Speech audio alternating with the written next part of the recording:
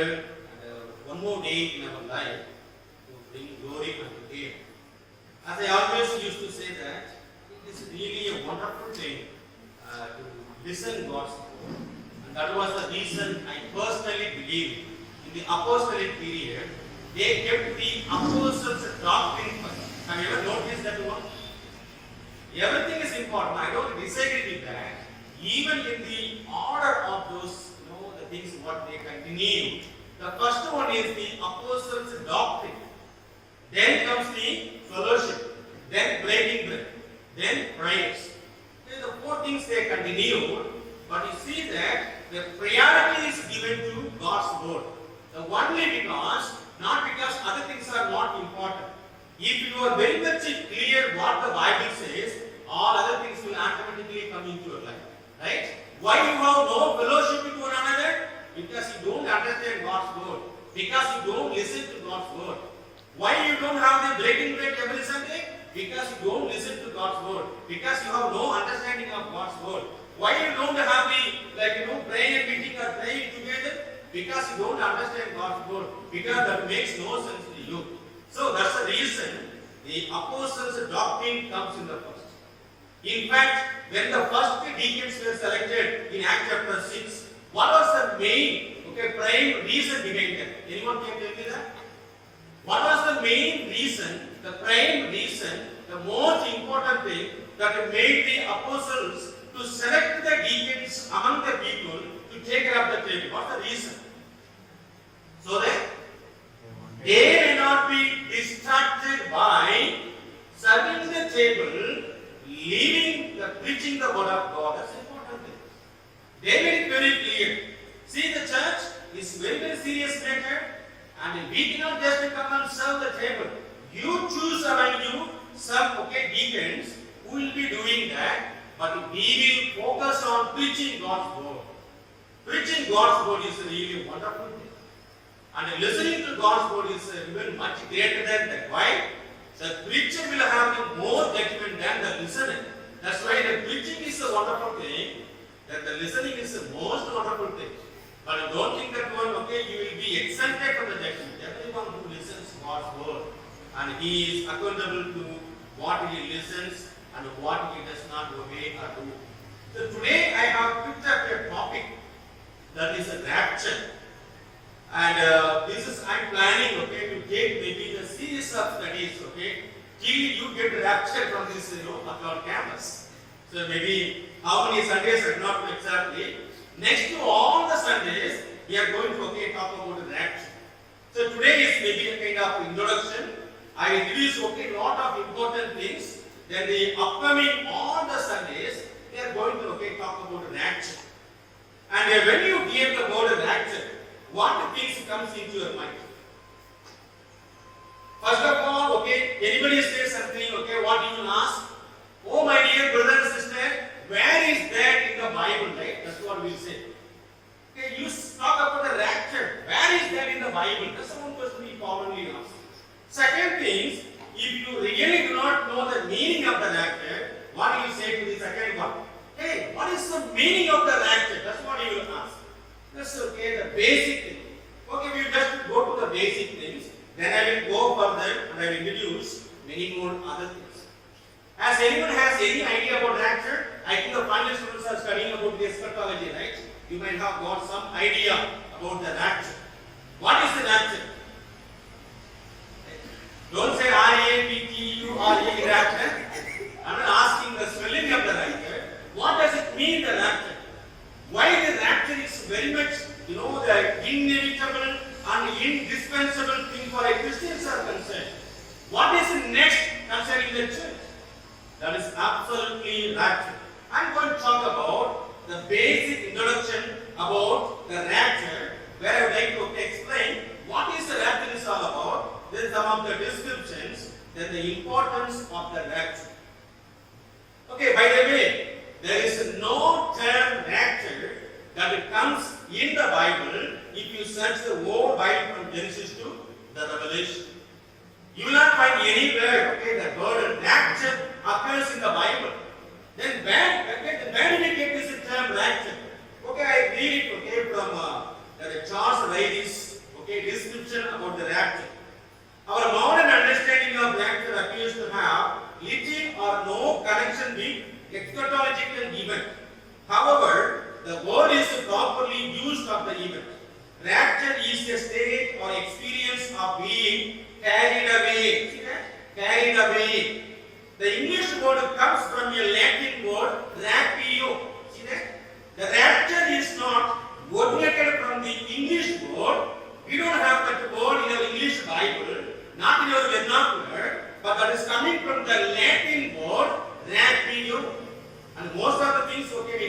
written verse 5 because during the church history, the Latin language had the more impact.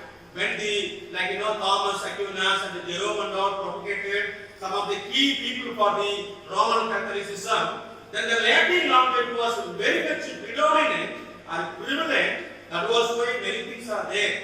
I heard about the sola scriptura, sola fide, sola gratia, soli deo gloria.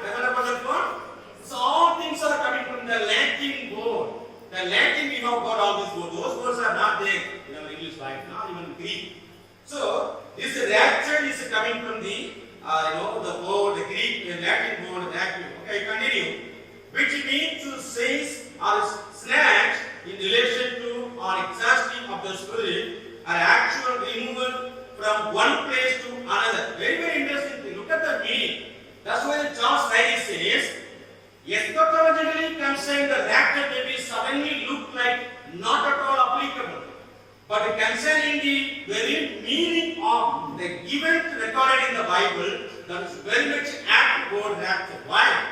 The rapture literally means just a snatch away, as says by force. That's the meaning. Means you are not at all expected, right? This hymn book never expected. I will snatch, okay, just I will snatch it very fast. That's what exactly the rapture means. So Jesus Christ is going to come unexpectedly at any point, any moment of our life, right from countdown, okay, in second, and will come and snatch. He's going to snatch us. He's going on his faces from the face of this year. That is the idea, the rapture. Okay, we'll come to that later, where we have that idea in the Bible. Let me continue here. So what he says, not just only snatching. Snatching from one place and to another. That is a very, very important thing. See, if you understand this one, then later you will have no misunderstanding. I usually say, if you don't understand, please don't understand. If you didn't misunderstand, that will process all the understanding. That's why, and you are very careful not to misunderstand, but to understand. Some people they will say, if you don't understand, then you have to stand under. So that is okay. They make just one of the word understanding. So here I continue. So in other words, it means to be carried away in spirit or in body. The rapture of the church means the carrying away of the church from earth to heaven. This is very clear. See, the place is very much important because later we are going to come to that. What is the meaning of the rapture? Carrying away the church from the earth to heaven. That is the main idea of the rapture. And when we find this word, and we don't have that particular word in the English Bible, or we don't have even in the Greek. But in the Greek language, we have that idea. The Greek word we get this rapture is from 1 Thessalonians chapter 4 verse 17, where we have the word caught up, okay, gathered up or caught up together.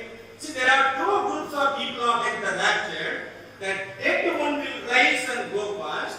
Second one, those who are living, like you and me right now, we will be caught up together and snatched away from this world.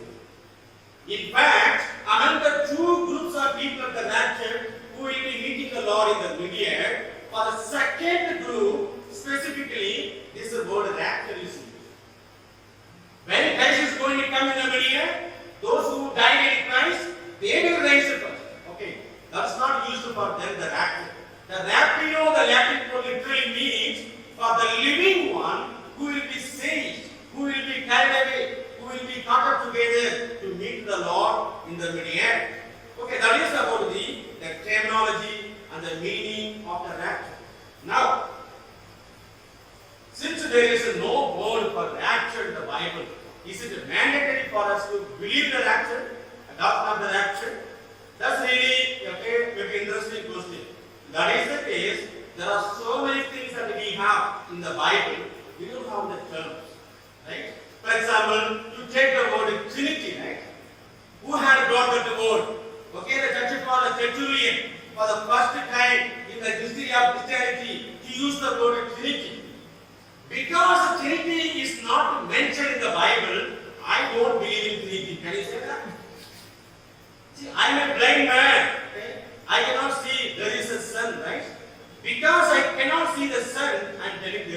Son in the world. That's what actually means. When we blindly understand the Bible, when we vague understanding of the Bible, unclear understanding of the Bible, we will just say whatever comes in our mind. And again, I want to tell you, as I said earlier, we are going to take the series of sermons following weeks. I am not going to muck up all things, but if you understand the distinction between dispensational theology and the covenant theology, then you have the proper understanding of the Bible. In fact, understanding of the future events very much related or linked to your dispensationalism. What do you believe? Do you believe in dispensationalism? Then it will make sense to you. If you don't believe the outworking of God in a diverse time, diverse manner, in different ways, in action, what on in the human history, then you will find out that makes no sense at all. Why? There is only one God in the Bible. He has only one purpose. He has only one group of saved people. Then why we are making it a category? Right? That's what some people they used to say. Here's the thing is, and why did the Lord say to Daniel through his angel, see, these are the 70 weeks, the package of the prophecy upon your people. He did not say all the people of the world, right? That's very important. 70 weeks of Daniel are determined for Daniel's people, Israel, then holy city, that is Jerusalem, right? Not talking about Tirunelveli or Thrissur or Cochin here in Kerala, or maybe like Delhi or headquarters of India. It's talking about Jerusalem in Palestine, in Israel. If that is very much specific, how can you make the prophecy of God's word something and maybe like linking to what you understand? That will really make you to see the things in the same color, everything. Not because they are looking same, because the class problem is that you wore these spectacles which may be a green color. Then you see even a blue one will be looking like a green one. Right? Based upon the color of your spectacles or the specs, you see the things in your life. So, if you want to have the proper understanding of the scripture, and we need to rightly understand the God's word. Okay, I would like to briefly talk about this rapture. And while there are many people and do not believe the rapture, at least we have the 3 or 4 views about rapture. One particular week, we will take only about those 4 views. But I am not going to talk about that in detail now. We will quickly go through some kind of what is the debate is all about on other things. Okay, I was talking about the 4 views. The first view is that, and we have the and maybe pre-tribulational view. That is, before the tribulation is going to come to this gap, the church will be taken away. The rapture comes before the tribulation. The second view is that no, this is going to be the mid-tribulation. Somewhere in the middle of the tribulation, the rapture is going to take place. There is one more third thing that is annexed to the second one, mid-tribulation. They call it pre-wrath theory, the rapture. That means in the Revelation chapter 15, and we have the wrath of God is going to be poured on this year. So they say the church will be in the tribulation, but before the wrath of God is going to be poured on this year, church will be taken away. The church will not be on this year. That's a pre-wrath theory. Then finally, there's one more theory that's also equally standing with the first one. That is the post-tribulational theory. In fact, Christ is going to come, but not before or middle of the tribulation, but at the end of the tribulation. So, now the valid point is between the first and the last. Whether it is a pre-tribulation or post-tribulation. Mid and the pre-wrath we can easily solve. There is no any much complication on that. But the people who say the post-tribulation, they are the people mainly covenant theologians, who believe in the covenant theology or else sometimes progressive dispensationalism. But here is another group of people, pre-tribulational view, and they believe the dispensationalism, and which is the proper, they call proper dispensationalism or conservative or okay, whatever you can call it. So this is between the dispensational theology and the covenant theology.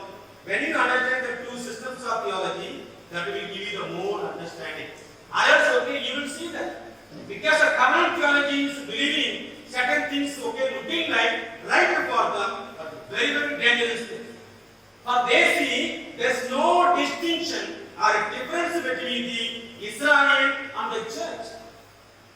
Old Testament gave Israel, New Testament we call Christians. Who are they? Both are same group of people. The Lord was having in the Old Testament the program of Israel. The Lord is continuing the same program in the New Testament in the name of the Christians or the church.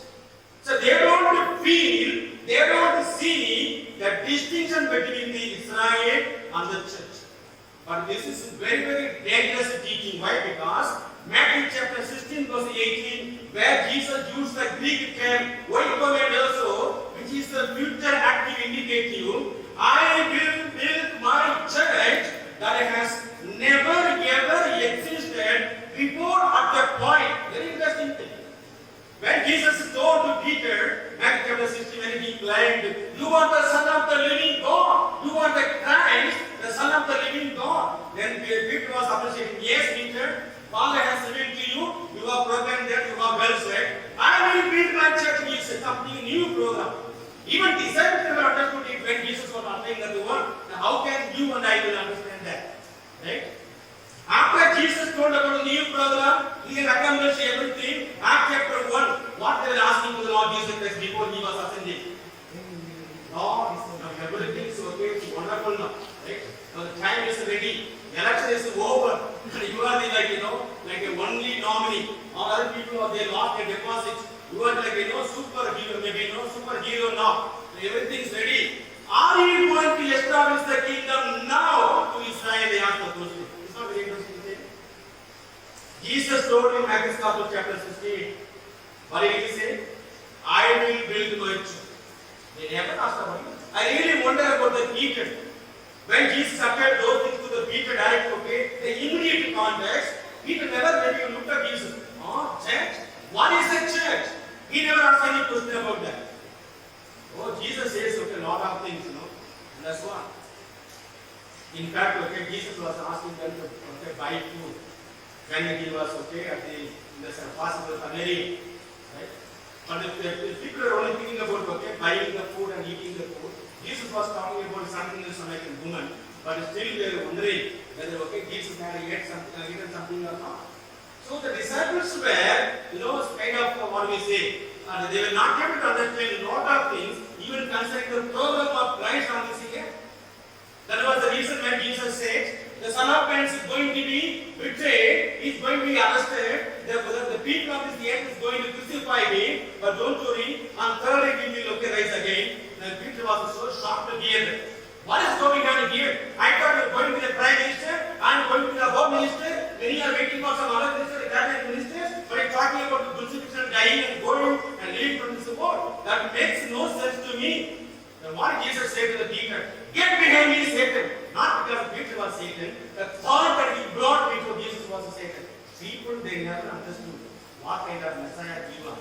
In fact, the people of Israel, why they have rejected him, the Bible says, if they had known Jesus Christ is really the coming Messiah, they would have not crucified him. Yeah, that is true. But they did not understand what kind of Messiah. They never even imagined the Messiah is going to be like a helplessly hanging on the cross, a dying Messiah, suffering Messiah. They never ever imagined that. They were looking for someone who is like a superhero, who will just show the hand. The Romans were maybe show their hand. All the kingdoms are coming under the king, and he is the King of Kings and the Lord of Lords. Of course, he is the King of Kings and Lord of Lords. But they have forgotten the very purpose why Jesus Christ came into this world. In the Garden of Gethsemane, Jesus was praying to the Father, Father, if it is your will, let this cup be removed from me. The immediate next sentence says, how I will do that? Why? For this purpose I came into this world. Same purpose, Jesus came into this world to die for the people, and the people around him. or maybe deciding it, they could not understand the meaning of Jesus. So when we come here, the rapture also is a similar. I was talking about the Veshometers, the Greek word that has it's very strong meaning. When Jesus was uttering the words in the Matthew chapter 16, the church never existed before at the time. Even when Jesus uttered, at the time also it never existed, but something that is in future. This is a very simple thing, right? I will go to Pathika and I will buy milk. Means what? I will not buy the milk. I am going to buy it and still in future. If the church existed in the Old Testament already, Jesus would have been a simple statement without any complication. I will continue to build my church. But Jesus used the wonderful description. The program that is very new. The new dispensation began with this one, and it literally started on the day of Pentecost, when the church was established. So we find that I will build my church, talking about the church which never existed before, something is going to build. Okay, now that is the case. Coming back to the dispensationalism. When certain things are according to the dispensation or rightly arranging of the events in the human history, we cannot deny, but we have to accept it as the word of God says. We have no any and further argument and that, because the Bible says we need to implicitly and obey it. Okay, as I already told you, there are 4 weeks, and we will be looking into that. Okay, maybe the following week more in detail. As of now, I would like to bring the rapture debate. Now, the people who say, where are the Bible references for that? Many people ask the question, right? Okay, first of all, you show me where is the rapture found in the Bible. You will say, no word, no rapture word in the Bible. Second, they will ask, what is the meaning of the rapture? Then third, where does the Bible say that that is going to take place? This is very simple argument and very funny argument, but there is a very strong argument. It's something that since you cannot find a word Trinity in the Bible, then you think that I have a strong point. Okay, tell me, where does the Bible teach about Trinity? But only the term Trinity is not there in the Bible, but throughout the Bible, from the book of Genesis till the Revelation, we have umpteen number of Bible references which talk about the Trinity. So we cannot deny the fact that God who is only one, but He is distinct in 3 personalities. Okay, and 3. But many people they think 3, like a int. I mean 1 into 1 is equal to 1. But that's not actually Bible is talking about. 1 plus 1 plus 1 is equal to 1. That's something Even the max it goes something wrong. What I mean by 1 plus 1 plus 1 is equal to 1. Because whatever God the Father, that's what God the Son is all about. I mean the very essence and very the nature. But only as a person, they are different. Otherwise, a lot of things what we read in the Bible will make no sense. If you think the Father, Jesus, the Holy Spirit all are one, the same person, not the 3 distinct person, then Jesus is doing something magic, right? What? Jesus as one person taking the baptism, and standing there, suddenly taking another form, coming as a dove and again sitting upon himself. Like Jesus is talking from the heaven, this is my beloved Son. That makes no sense, right? That means what? Jesus, second person, he is God himself, and he is blend to the Father, again he is blend to himself. He is like beside himself or what? Something gone in him, something wrong in him? Absolutely nothing. Bible talks about the Trinity, but we don't understand. The Louis Sperry Chafford, the founder of the Knowledge Girls Seminary, and he, after just before teaching the Trinity, he was a good professor. He was the founder and president of this Knowledge Seminary. Very interesting thing that when he went for the Trinity class, the very first ever, and he said, "My dear students, we are going to learn a wonderful document of the Bible that is, like a Trinitarianism. Okay, not Unitarianism, Trinitarianism. That's talking about Trinity again. Trinity, and I want to just acknowledge one thing. I know nothing about Trinity, but I am going to teach about Trinity to you." He said. Then he added the quotation: "He who tries to deny the Trinity will lose his soul. He who tries to understand the Trinity will lose his mind. See how important the doctrine is? You can't simply understand the doctrine because such a vast is. You can't simply deny the doctrine because you understand, because you lose your soul. You cannot be a God's child to deny the fact of the doctrine. So, and the Bible is very clear about the rapture. There are many passages, but I just only state those references. Later we will expound those verses.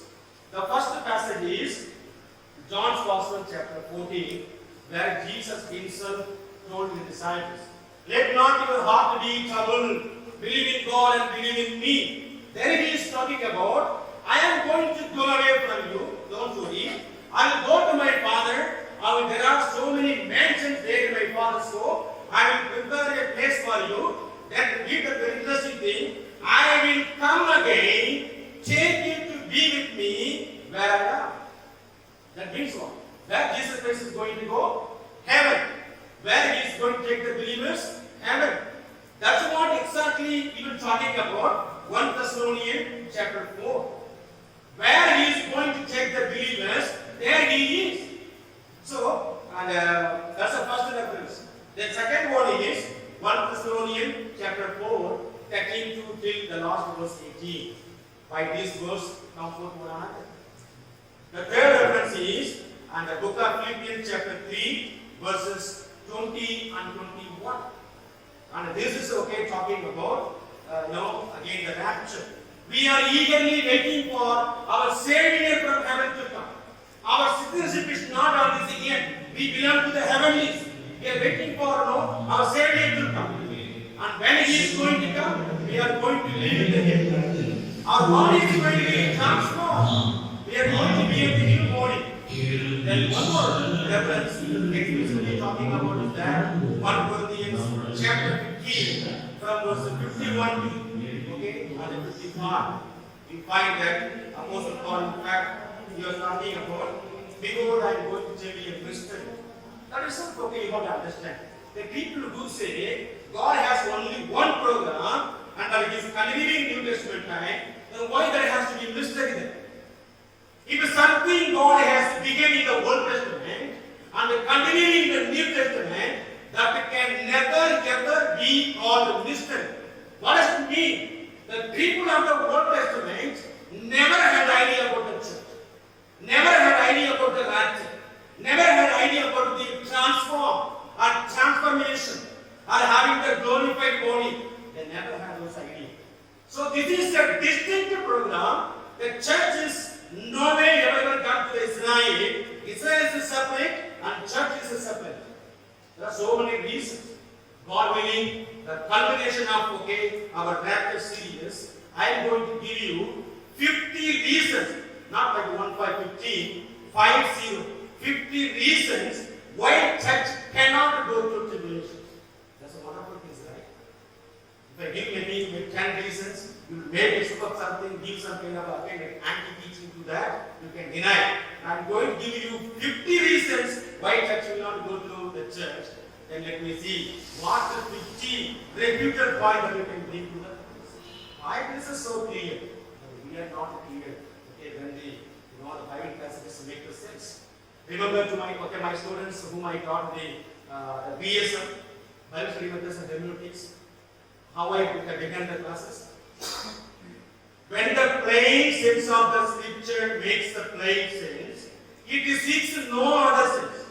If at all it seeks any other sense, that can never ever be called common sense, but nonsense. Is that clear now? See, the scripture is so plain. We don't need the extra sense to understand that.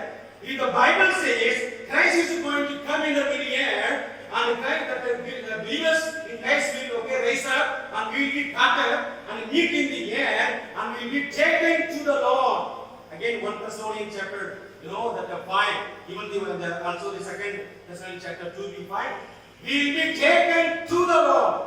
Not Jesus Christ is Hey, wait, don't come here middle-air. I am coming to this year. Why are you so hurry? I am going to come to this year. You don't need to come up here. That makes no sense at all, right? The post-tribulationism, or else the covenant theology, believe that there is only one coming, there is no more two stages of coming. Christ is tribulation period. That means where Christ is going to come, he is going to come to this again. That is the case. What is the fun in that? We should have the rapture then. What is the meaning that we should have resurrection? Right? Jesus would have maybe told, maybe to the Apostle Paul, right, like this. I am going to come to this again, and I will resurrect my people, the church. Then we are going to continue the millennial kingdom. No, never. Bible is very much clear.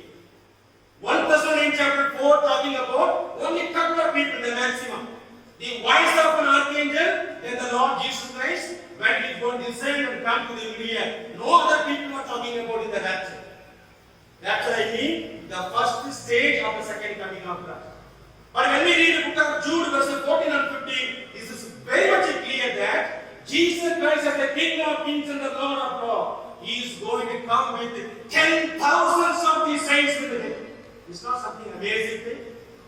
Book of Jude, verses 14 and 15 says, Jesus Christ is going to come down to this earth, not alone, like 1 Thessalonians chapter 4, but it is going to come with the 10,000s of the saints with him. That means there are two stages clearly about the second coming of Christ. The first one is Jesus Christ is going to come for the church. The second one is Jesus Christ is going to come with the church. So our time is up. We will be winding up now. We will continue this series as the Lord enables the days to come. Then just one thing I want to clear now. Then we will continue next week. That is, if that is the case, Jesus Christ is going to come in the mid-year. Again, Jesus Christ is going to come to this year. Then why do we call both of them as a second coming? There we have to understand. What does the Bible mean that Jesus Christ is going to come again this year? See, first coming, where did he come? First coming, where did he come? I'm talking about the first coming of the Lord Jesus Christ. On this year, laying in a manger. And you know forgotten. This month people are going to celebrate the birth of the Lord Jesus Christ. The incarnation of the Lord Jesus Christ was the first coming of God.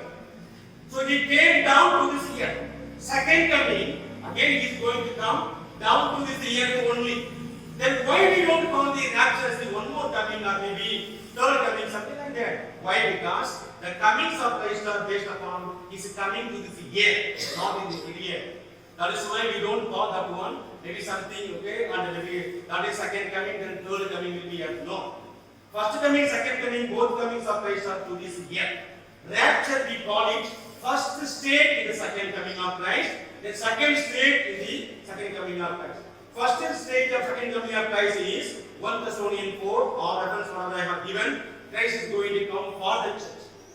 Then the second stage is Christ is going to come with the church. Jude verse 14 and 15 with the 10,000s of angels. Where Matthew chapter 24, 25. We will be taking one special session on that one.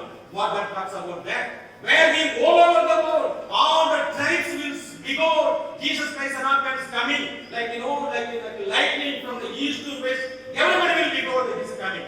He is going to come down to this earth. And Zechariah puts more wonderfully. Where he has gone from the Mount Olives, the same upon the mount, his feet will come and catch. Will split into two parts. So that is the second stage of the second coming of the Lord Jesus Christ. With this I stop. I am looking to the Lord in prayer. Shall we all stand up? Our loving Heavenly Father, what a great and marvelous and wonderful thing it is to know the truth of your speech. That we understand the fundamental and the foundational teachings of the church. That is the blessed hope of the church. Even we don't understand what the Lord your word says, but the truth cannot be nullified. The truth cannot be neglected. The truth cannot be traveled. The truth cannot be overlooked. The truth is always true. That never ever be altered by the human thoughts, human understanding, human views, and human opinions. Lord, we thank you, Father, the wonderful moments you have given us to understand. Lord, what does the rapture, the word means? Where does the word rapture come from? Why this doctrine is very much important? The distinction between Israel and the church. And where these portions all come in the Bible, Lord, the New Testament. Thank you, Father, Lord, giving us the clarity. Help us to ponder upon these things more and more. As the days go by, as you enable us, Lord, let us, Lord, continue to study this doctrine more in detail in the days to come. Let your name alone be glorified. I submit all our church members in the way. Continue to be with them, guide them, take care of them, Father. Thank you so much for listening to us. Thank you so much for bringing your word to us this morning. Let your name alone be glorified. And throughout this weekdays, give us a wonderful moments so that our heart will have joy, the expectation of your coming at any point, any moment of our life. Maybe tomorrow, or maybe day after tomorrow, maybe this coming weekend, maybe the coming month, or maybe next year. Any moment, Father, by expecting your coming, we may live a life that is well-pleasing, well-behaving, acceptable before the eyes of God. Thank you so much for this wonderful moments. Send us all with a heart full of joy and peace. We give all the glory and honor to you. Ask this prayer, the most holy name of our Lord and Savior, Jesus Christ. Amen. May the grace of our Lord Jesus Christ, love of God the Father, and the communion of the Holy Spirit be with each and every one of us. With the words of God that came to us this morning that we heard, and with all other saints of the world for now and evermore. Amen. Amen.